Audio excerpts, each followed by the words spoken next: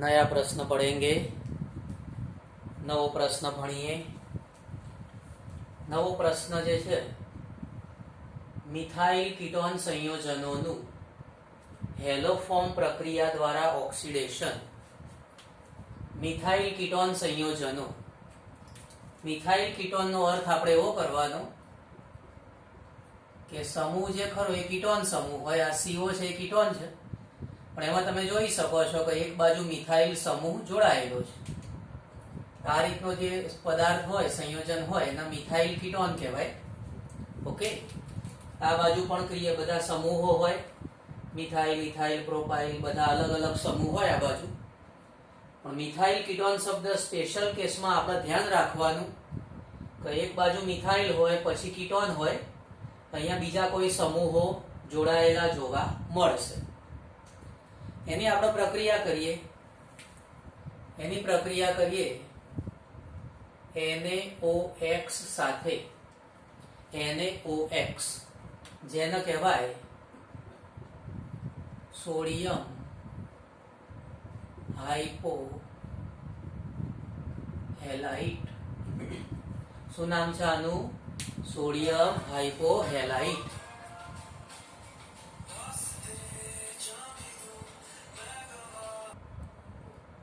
Sodium હાઇપોહેલાઇટ સાથે પ્રક્રિયા કરીશું। સોડિયમ હાઇપોહેલાઇટ તો એ વખતે આટલો જે મિથાઇલ ભાગ છે, આ એક કાર્બન વાળો મિથાઇલ ભાગ, આ મિથાઇલ ભાગમાંથી હેલોફોર્મ બનશે।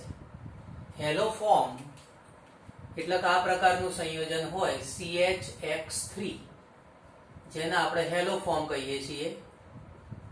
તો હેલોફોર્મ બનશે। હેલોજન તરીકે ક્લોરીન, બ્રોમીન, આયોડીન વગેરે હેલોજન આપણે લઈ શકીએ છીએ। એટલે આ પ્રક્રિયામાં આ જે મિથાઇલ ભાગ છે, મિથાઇલ ભાગમાંથી હેલોફોર્મ બનશે। મિથાઇલ ભાગમાંથી હેલોફોર્મ બનશે। હેલોફોર્મ એટલે કે CHX3। ઓકે, હેલોફોર્મ એટલે કઈ રીતે વિચારવાનું આપણે? ધારો કે વિચારીએ કે CHCl3 હોય તો આને આપણે ક્લોરોફોર્મ કહીએ, અથવા તો ધારો કે CHI3 હોય તો આને આપણે આયોડોફોર્મ કહીએ। ઓકે, જેમ પેલું ક્લોરોફોર્મ છે એમાં આને કહેવાશે આયોડોફોર્મ। ઓકે, તો આ રીતે હેલોફોર્મ શબ્દ છે જેનો ઉપયોગ થતો હોય છે। અને બાકીની આ જે શૃંખલા છે, બાકીની આ શૃંખલા એમાંથી સોડિયમ ક્ષાર બનશે। કાર્બોક્સિલિક એસિડ નો સોડિયમ ક્ષાર।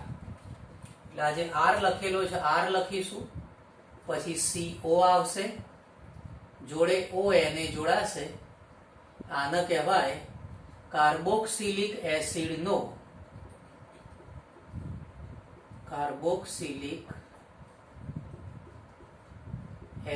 નો સોડિયમ ક્ષાર બનશે। ઓકે, ધારો કે આપણે આનું કોઈ એક્ઝામ્પલ લઈએ। ધારો કે આપણે એક્ઝામ્પલ લઈએ। એક્ઝામ્પલ આપણે ખાસ ધ્યાનમાં રાખવાનું છે। આ રીતનું આપણે એક સંયોજન છે જે આપણે એક્ઝામ્પલમાં લઈએ છીએ। તો આ તમે જો મિથાઇલ કીટોન, એટલે આ બાજુ ખાલી મિથાઇલ અને કીટોન છે, આ બાજુ મિથાઇલ અને કીટોન સંયોજન છે। આ બધી જે શૃંખલા છે એમાં તમે જો અહીંયા દ્વિબંધ પણ છે। દ્વિબંધ હોય તો પણ પ્રક્રિયામાં કોઈ ફેર પડતો નથી। દ્વિબંધ હોય તો પણ પ્રક્રિયા અહીંયા જે રીતે થાય છે એ જ રીતે પ્રક્રિયા થશે।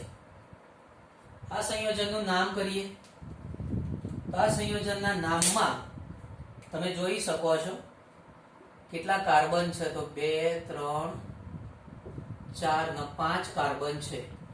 ઓકે, એમાં ત્રીજા કાર્બન ઉપર મિથાઇલ સમૂહ જોડાયેલો છે, એટલે આપણે આનું નામ લખીશું 3 મિથાઇલ। પછી 5 કાર્બન છે સળંગ શૃંખલામાં, 5 કાર્બન એટલે પેન્ટ શબ્દ વાપરીશું। એમાં ત્રીજા કાર્બન સાથે દ્વિબંધ છે, એટલે એટલે પેન્ટ 3 ઇન, અને બીજા કાર્બન સાથે કીટોન છે. કીટોનમાં આપણે ઓન શબ્દ લખીએ છીએ એટલે 2 ઓન.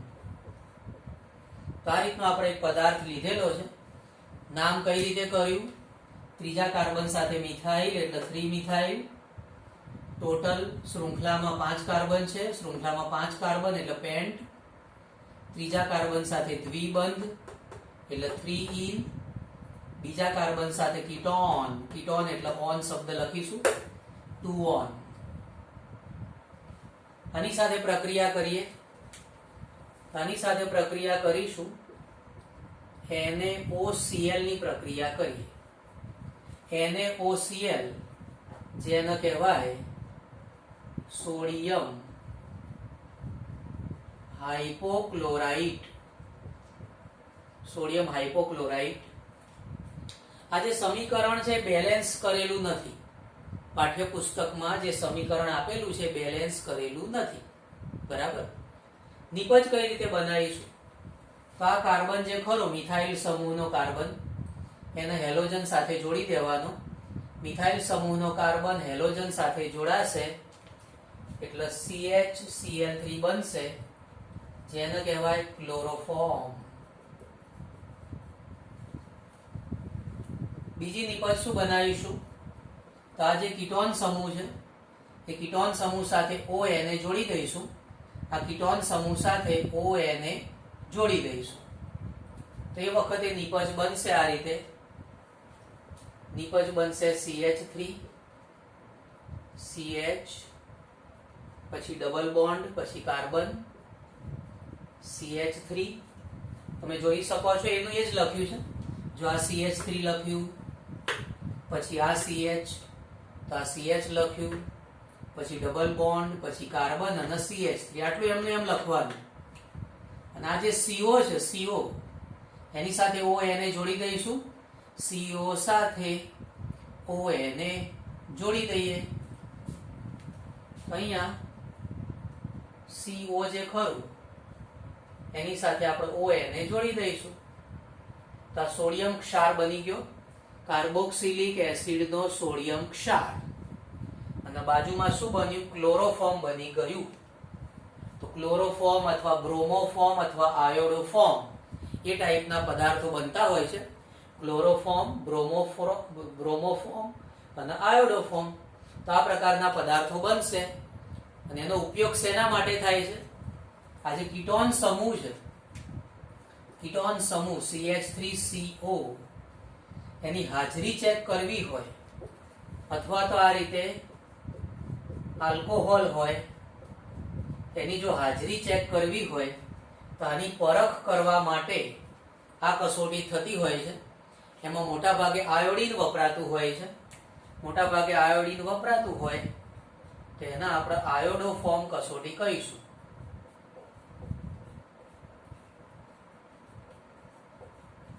ઓકે. ઉપયોગ શેના માટે કરીશું? આવો કીટોન હોય CH3CO અથવા CH3CHOH પ્રકારના આલ્કોહોલ હોય, તો આ બધાની પરખ કરવી હોય તો આયોડીનનો ઉપયોગ કરીએ તો આયોડોફોર્મ કસોટી કરી કહેવાશે. આ નામ ખાસ ધ્યાનમાં રાખજો. 3 મિથાઇલ પેન્ટ 3 ઇન 2 ઓન. આનું નામ પણ બહુ જ અગત્યનું છે, સોડિયમ હાઇપોક્લોરાઇટ.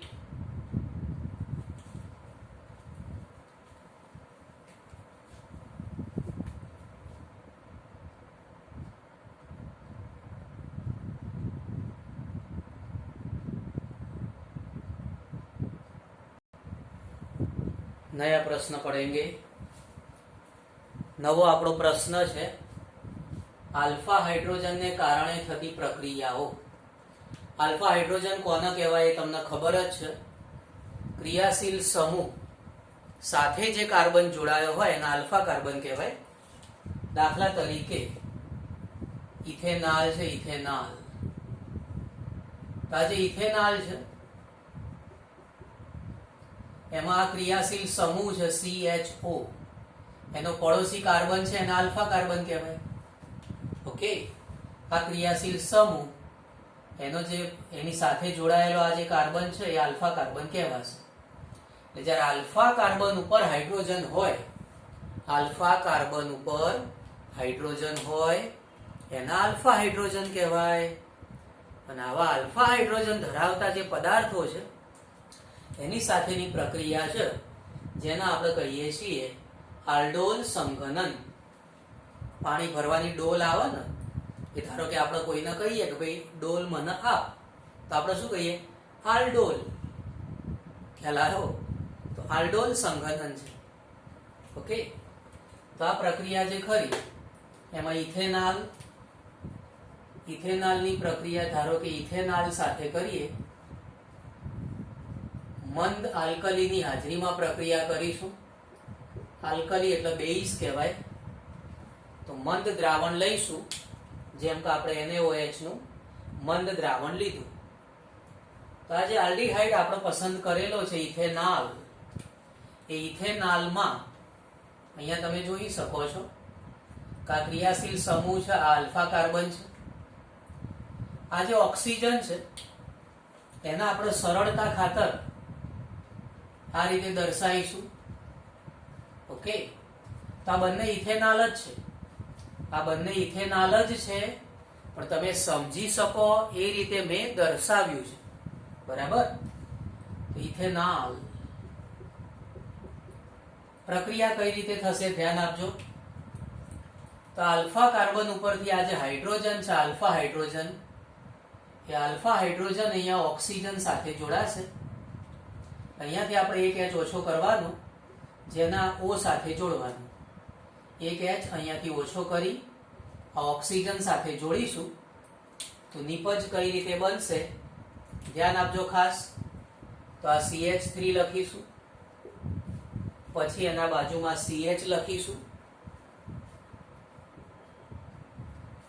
આ ઓક્સિજન સાથે આ H લખીશું, ઓક્સિજન સાથે H એટલે OH. પછી આ બંને એકબીજા સાથે કનેક્ટ થઈ જશે, આ બંને કાર્બન એકબીજા સાથે જોડાઈ જશે. અહીંથી આપણે એક H ઓછો કરેલો છે, ધ્યાનમાં રાખવાનું. આ બંને કાર્બન એકબીજા સાથે જોડાઈ જશે. અહીંયાથી એક H ઓછો કરેલો છે. ઓકે, તો આ રીતે અહીંથી એક H ઓછો કર્યો એટલે CH2 અને CHO. તો આ નિપજ બની ગઈ. આ જે નિપજ બની એનું નામ કરીએ તો પહેલો કાર્બન, બીજો કાર્બન, ત્રીજો કાર્બન, 4 નંબરનો કાર્બન, 3 નંબર ઉપર OH એટલે 3 હાઇડ્રોક્સી, 3 હાઇડ્રોક્સી. અને 4 કાર્બન ઉપરની જે સળંગ શૃંખલા છે, સળંગ શૃંખલામાં 4 કાર્બન વાળો આલ્ડીહાઇડ છે, જેને કહેવાય બ્યુટેનોલ. તો 3 હાઇડ્રોક્સી બ્યુટેનોલ બન્યો. 3 હાઇડ્રોક્સી બ્યુટેનોલ જે બન્યો એમાં તમે જોઈ શકો છો કે આલ્ડીહાઇડ સમૂહ છે, આલ્ડીહાઇડ સમૂહ છે, પ્લસ આલ્કોહોલ છે, આલ્કોહોલ. આલ્ડીહાઇડ ના આલ્કોહોલ આ બે શબ્દો જે ખરા એને ભેગા કરેલા છે અને એના ઉપરથી શબ્દ બનાવેલો છે આલ્ડોલ સંઘનન. ઓકે, તો આલ્ડીહાઇડ અને આલ્કોહોલ બંને જોવા મળે છે, જેના આપણે આલ્ડોલ પદાર્થ કહીશું. હવે ધારો કે આનું વિઘટન કરીએ, આમાંથી પાણીનો અણુ દૂર થશે. પાણીનો અણુ દૂર કઈ રીતે કરવાનો છે ધ્યાન આપજો ખાસ. પાણીનો અણુ કઈ રીતે દૂર કરશો ધ્યાન આપજો. અહીંયાથી OH લઈશું, અહીંયાથી OH અને બાજુમાંથી એક H લઈશું, અહીંયાથી OH, બાજુમાંથી એક H. પાણીનો અણુ દૂર થઈ ગયો. તો કઈ રીતે નિપજ બનશે? CH3, પછી આ CH લખીશું. આ OH તો પાણીમાં વયો ગયો, OH ક્યાં ગયો? પાણીમાં વયો ગયો. પછી અહીંયાથી એક H આપણે ઓછો કર્યો, અહીંયાથી એક H આપણે ઓછો કરીશું એટલે CH લખવાનું, છેલ્લે આવશે CHO. હવે જ્યારે અહીંથી H, અહીંથી OH આપણે ઓછો કરીએ, અહીંથી H, અહીંથી OH ઓછો કરીએ, આ બંને વચ્ચે દ્વિબંધ રચાશે. આ બંને વચ્ચે દ્વિબંધ રચાય. આ બંને વચ્ચે દ્વિબંધ બનાવી દઈશું. ઓકે, તો આ નિપજ બની ગઈ. આનું નામ કરીએ. 4 કાર્બન છે, 4 કાર્બન એટલે બ્યુટ શબ્દ વપરાશે. એમાં બીજા કાર્બન સાથે દ્વિબંધ છે. આ પહેલો કાર્બન, આ બીજો કાર્બન, 2 લખવાનું. આ આલ્કીન માટે ઇન શબ્દ આવશે, ઇન. અને આલ્ડીહાઇડ માટે આલ શબ્દ આવશે. બે શબ્દ ભેગા કરીએ એટલે નામ થશે બ્યુટ ટુ ઇનાલ. શું નામ બન્યું? બ્યુટ ટુ ઇનાલ શબ્દ આવશે. ઓકે, તો આ પ્રક્રિયામાં નિપજ કેવી બની? આલ્ડોલ નિપજ બને છે. અને એમાંથી પછી પાણી દૂર થશે. પાણી દૂર થાય એટલે ઇનાલ સંયોજન બનશે. હજુ આનું બીજું સમીકરણ આવશે. આ પહેલા લખો, પછી બીજું સમીકરણ શીખવાડો.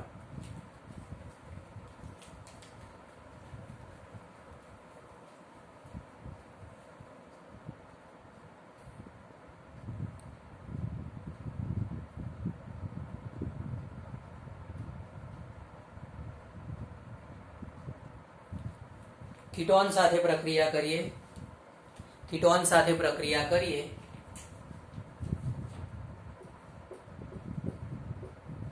કીટોન સાથે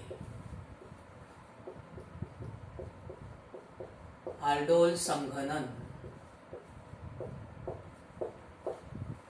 ધારો કે આપણે કીટોન તરીકે પદાર્થ લઈએ છીએ. કીટોન તરીકે લઈએ એસીટોન. કયો પદાર્થ લઈશું? એસીટોન, CH3COCH3, જેને આપણે એસીટોન કહીએ છીએ. ઓકે, તો એસીટોનની પ્રક્રિયા કરવાના છીએ. બાજુમાં પણ એસીટોન જ છે, પણ બાજુનો એસીટોન એ થોડો હું તમને અલગ રીતે લખીને બતાવીશ.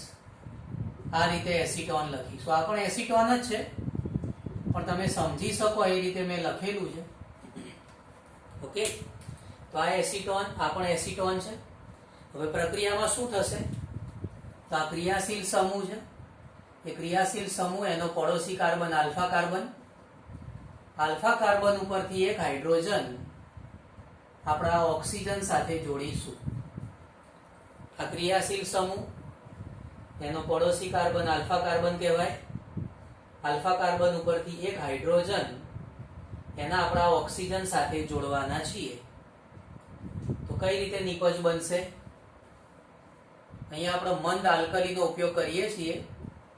ધારો કે BaOH ટ્વાઇસ નો આપણે ઉપયોગ કર્યો છે. ઓકે, મંદ આલ્કલીનો ઉપયોગ કરીશું. અહીંયાથી આપણે એક H ઓક્સિજન સાથે જોડવાનું છે. H છે એને આપણે ઓક્સિજન સાથે જોડવાનું છે. તો નિપજ કઈ રીતે બનશે? ધ્યાન આપો. જો આ CH3 લખ્યું,